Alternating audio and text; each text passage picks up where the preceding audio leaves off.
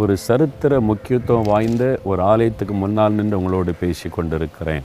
கன்னியாகுமரி மாவட்டத்தில் முதலாவது கட்டப்பட்ட ஆலயம், அநேக ரத்தம் சிந்தி இரத்த சாட்சியாய் மறித்து அதில் எழுப்பப்பட்ட ஒரு ஆலயம் இது. ரிங்கல் தோபே என்கிற மிஷினரியுடைய தியாகத்தினால் இந்த பகுதியில் ஜனங்கள் ரட்சிக்கப்பட்டு இந்த சபை உருவாக்கப்பட்டது.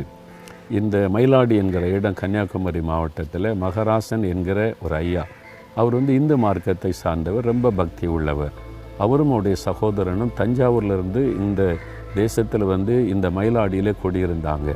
ஆனால் அவங்க சிதம்பரத்தில் ரொம்ப பக்தியோடு தெய்வ வணக்கத்திற்காக அவரும் அவருடைய சகோதரரும் பிரயாணப்பட்டு போனாங்க. 100-120 வருஷத்துக்கு முன்னால் அவங்க பிரயாணப்பட்டு போய் அந்த நடை சாத்தப்பட்டதுனால 2 பேரும் கோயிலுக்கு வெளியில் படுத்திருந்தார்கள்.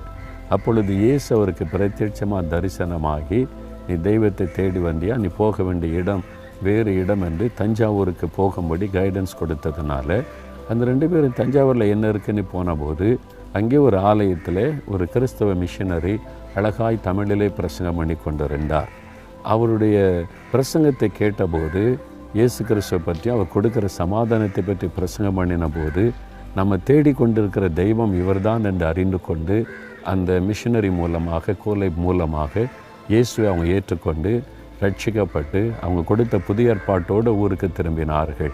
அப்பொழுதுதான் மகராசன் என்னுடைய பெயர் வேதமாணிக்கம் என்பதாகவும் அவருடைய சகோதரருடைய பெயர் மாசிலாமணி என்றும் சொல்லி தங்களை ஆண்டவருக்கு என்று அர்ப்பணித்து ஊருக்கு திரும்பினாங்க.